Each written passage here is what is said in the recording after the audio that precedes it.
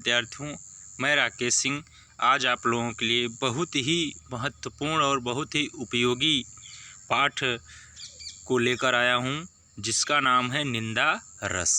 इसको हम लोग सरल शब्दों में समझ लेंगे और इससे जो भी व्याख्या आएगा उसे आसानी से कर लेंगे, और लेखक का नाम भी अगर जानते रहेंगे तो आसानी से ये परीक्षा में आएगा और हम इन लाइनों को पहचान लेंगे और लिख लेंगे।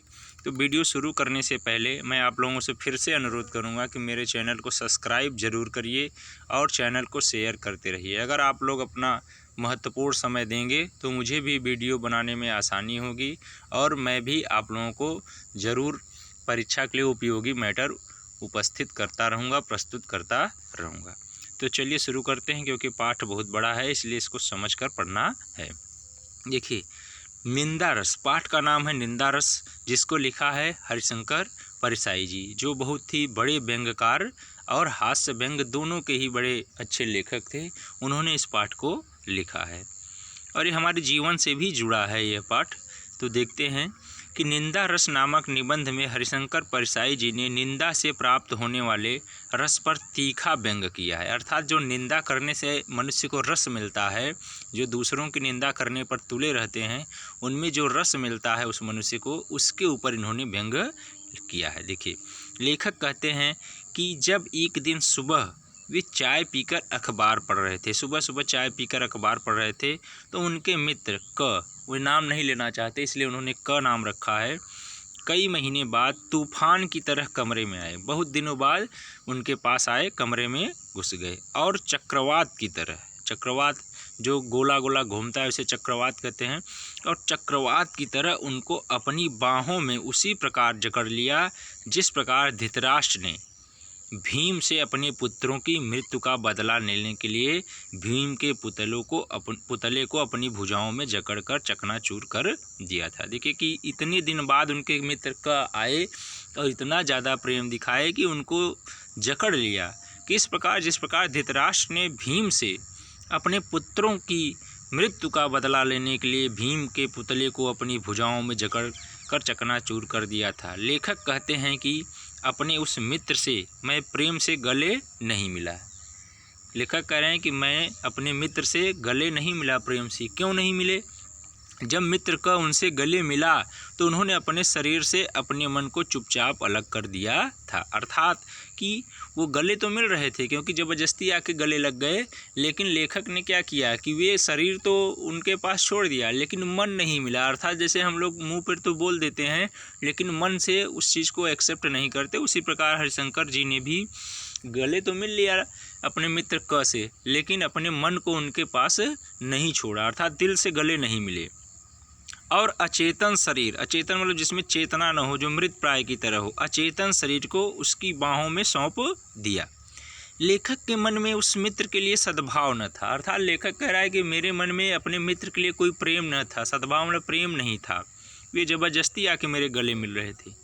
मन में व्याप्त द्वेष और रोष, द्वेष मतलब और रोष, क्रोध, और द्वेष मतलब एक तरह से क्रोध और द्वेष एक ही तरह से होता है।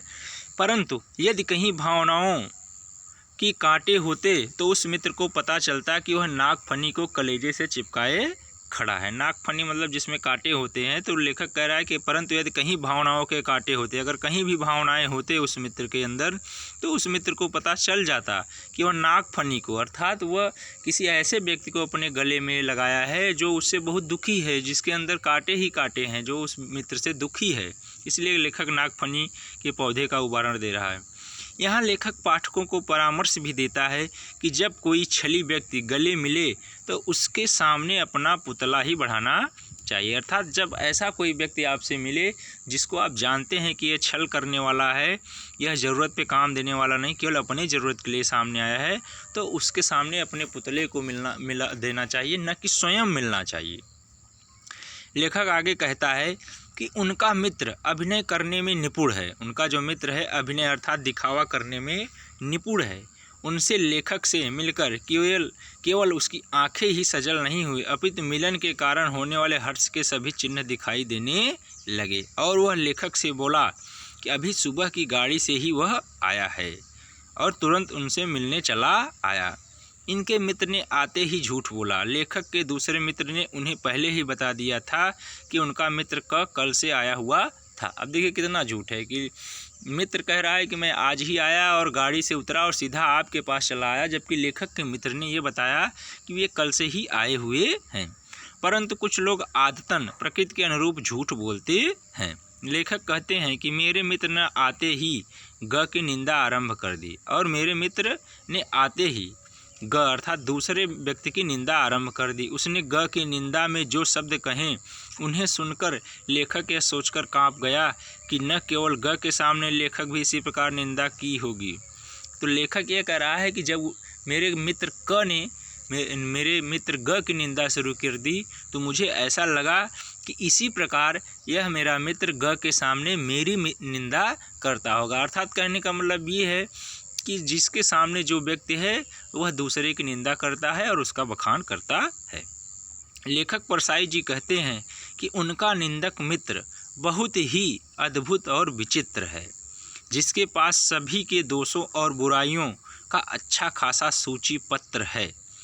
उसके सामने जिस किसी की भी चर्चा छिड़ती है वह उसकी निंदा में 4-6 वाक्य बोल देता था। लेखक के मन में भी विचार आया कि क्यों न मैं भी अपने कुछ विरोधियों की निंदा अपने मित्र के माध्यम से करवा लूं। लेखक ने अपने विरोधियों की चर्चा उसके सामने शुरू कर दी और उनके मित्र ने उनके प्रत्येक विरोधी की भरपूर निंदा की। लेखक कहते हैं कि उस समय उन्हें ऐसा आनंद प्राप्त हुआ जैसा किसी योद्धा को उस समय प्राप्त होता होगा। देखिए इस कहानी को, इस निबंध को अगर आप लोग दिमाग में बैठा लेंगे, इसको अच्छे से पढ़ लेंगे, समझ लेंगे पंक्तियों को, तो ये परीक्षा में आएगा और आप इसकी पंक्तियों को पहचान लेंगे और पहचानने के बाद आसानी से इसकी व्याख्या कर लेंगे। देखिए विरोधियों की भरपूर निंदा की। लेखक कहते हैं कि उस समय ऐसा आनंद प्राप्त हुआ जैसे किसी योद्धा को उस समय प्राप्त होगा जब वह युद्ध भूमि में अपने शत्रु को कट कट कर गिरते हुए देखता होगा। लेखक कहता है कि मेरा निंदक मित्र जब तक अपने विरोधियों की निंदा करता रहा जब तक उसका व्यवहार मुझे उचित नहीं लगा। जब उसने मेरे विरोधियों की निंदा शुरू की तब उसके प्रति मैं विनम्र हो गया। अर्थात जब उसका मित्र दूसरों की निंदा कर रहा था तब लेखक को भी आनंद नहीं आ रहा था, लेकिन जब लेखक के विरोधियों की निंदा उसका मित्र करने लगा तब लेखक भी उसमें शामिल होने लगा, क्योंकि दोनों की भावनाएं सामान्य हो गई थी। क्योंकि आपके मन की बातें हो रही हैं तो आपको अच्छा लगेगा ही, और स्वाभाविक भेदभाव भी समाप्त हो गया, क्योंकि ये भेद दोष रूपी अंधकार में दिखाई नहीं देते और स्वच्छ आचरण रूपी दिन में स्पष्ट हो जाते हैं। जब वह विदा हुआ तो हम दोनों को बड़ी शांति और तुष्टि थी।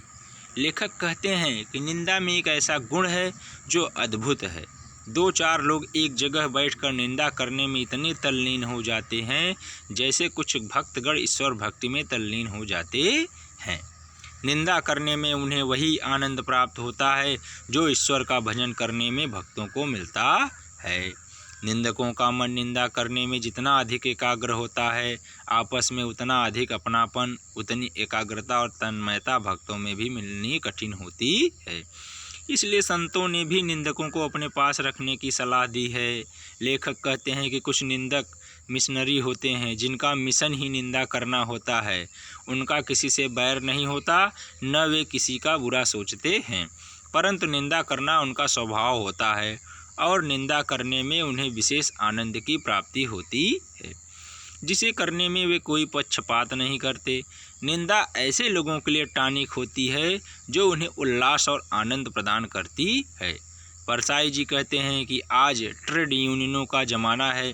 सभी वर्गों के लोगों ने अपने हितों की रक्षा के लिए लड़ने हेतु अपने अपने संघ बना लिए हैं। जैसे सब, मैं हिंदू हूँ, मैं मुस्लिम हूँ, मैं बजरंग दल का हूँ, ऐसे सब बना लिए हैं। इसी प्रकार निंदकों ने भी अपने संघों का निर्माण कर लिया है। इन संघों के अध्यक्ष छोटी छोटी खबरों को बढ़ा चढ़ाकर उन्हें पक्के माल में परिवर्तित करके निंदास्पद लोगों को बांटने के लिए दे देते हैं। अर्थात छोटी छोटी खबरों को बड़ा बना देते हैं और जो निंदा करने वाले लोग होते हैं उनमें बांट देते हैं कि जाओ अब चारों तरफ निंदा करो। निंदा के लिए इस प्रकार सामग्री तैयार करना बड़ी फुर्सत का कार्य है जिसे जल्दबाजी में संपन्न नहीं किया जा सकता। लेखक कहते हैं कि निंदा दो भावों से की जाती है। मिशनरी भाव से, मिशनरी अर्थात जो मिशन बना के कि मेरा काम ही है निंदा करना, और दूसरा है ईर्ष्या भाव से कि किसी से जलन है, आपको ईर्ष्या है तब भी उसका निंदा है। ईर्ष्या भाव से प्रेरित होकर निंदा करने में वह आनंद नहीं आता जो आनंद भावों से प्रेरित होकर निंदा करने में आता है, क्योंकि जो ईर्ष्या द्वेष के कारण दूसरे व्यक्तियों की निंदा करता है वह सदा दुखी रहता है। क्योंकि अगर आप मन से किसी की निंदा कर रहे हैं तो उसकी अच्छाइयों को देख देख कर आपको और दुख होगा, और अगर आपका मिशन ही है निंदा करना तो आप निंदा किए और आप निकल लिए। तो इसलिए लेखक कह रहा है कि ईर्ष्या से अगर आप निंदा करते हैं तो हमेशा दुखी रहेंगे, उसकी दशा बहुत दयनीय होती है। ऐसा व्यक्ति स्वयं तो कुछ कर नहीं पाता, किंतु दूसरे समर्थ व्यक्ति को देखकर इस तरह प्रलाप करने लगता है जैसे रात्रि में चाँद को देखकर कुत्ते भौंकने लगते हैं। निंदक को कोई दंड देने की आवश्यकता नहीं होती, क्योंकि वह तो निंदा के जलन में स्वयं ही पीड़ित रहता है। मनुष्य की हीन भावना तथा कर्महीनता की प्रवृत्ति ही उसमें दूसरों की निंदा करने की भावना को जन्म देती है। दूसरों की निंदा करके वह उन्हें तुच्छ तथा स्वयं को महान प्रदर्शित करना चाहता है। वह दूसरों की निंदा करके आत्मसंतोष की अनुभूति करने लगता है। उसकी यह कोशिश ऐसी है जैसे कोई व्यक्ति बड़ी लकीर को मिटाकर छोटी लकीर को बड़ा समझने लगता है। लेखक कहते हैं कि जैसे जैसे निकम्मेपन की भावना बढ़ती जाती है, निंदा करने की प्रवृत्ति भी बढ़ती जाती है। देखिए कितनी बड़ी बात है कि अगर आप खाली हैं, आपके पास कोई काम नहीं है, तो आप और ज़्यादा निंदा करने वाले बन जाएंगे। इंद्र को बहुत बड़ा ईर्ष्यालु माना जाता है। इंद्र को सबसे बड़ा ईर्ष्यालु माना जाता है। क्यों? क्योंकि वह निठल्ला रहता है। निठल्ला माने उसके पास कोई काम नहीं है, उसे खाने के लिए अन्न नहीं उगाना पड़ता, उसे खाने के लिए कुछ नहीं करना पड़ता, फल पाने के लिए पेड़ उगाने नहीं पड़ते, रहने के लिए महल नहीं बनाना पड़ता। इसलिए उसे अपनी अकर्मण्यता के कारण अपनी अप्रतिष्ठा का भय बना रहता है। अर्थात वह कुछ नहीं करता, इसलिए उसे डर रहता है कि उसकी ये चीज़ें छीन न जाए, इसलिए वह दूसरों की निंदा करता है। इसलिए वह कर्म करते हुए मनुष्यों को देखकर ईर्ष्या करने लगता है। कुछ लोगों के लिए निंदा उसकी पूंजी के समान होती है।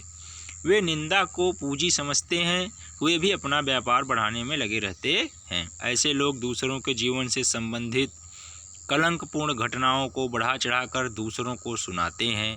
कभी कभी तो निंदा रस में रुचि लेने वाले मात्र कल्पना के आधार पर किसी को बदनाम कर दिया करते हैं। ऐसे निंदकों के विषय में दूसरे जो लोग भी समझते हैं, वे अपने आप को संत महात्मा समझकर स्वयं संतुष्ट होने का झूठा अनुभव करते हैं।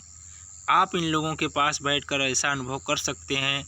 यहाँ लेखक उदाहरण देते हैं कि एक स्त्री अपने पति से अपनी सहेली के पति की बेईमानी के कार्यों की निंदा कर रही थी, और वह कह रही थी कि अगर सहेली की जगह मैं होती तो मैं ऐसे पति का त्याग कर देती, परंतु उसके पति के कहने पर भी मैं अमुक कार्य करता हूँ।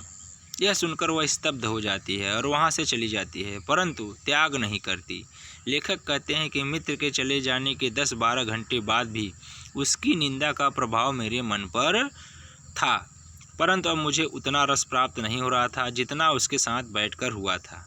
निंदा करने में बड़ा रस है, इसलिए कवि सूरदास जी ने भी निंदा के शब्दों को मीठा बताया है। तो इस तरह से आप लोग समझ गए होंगे कि यह पाठ कितना ही महत्वपूर्ण है। धन्यवाद।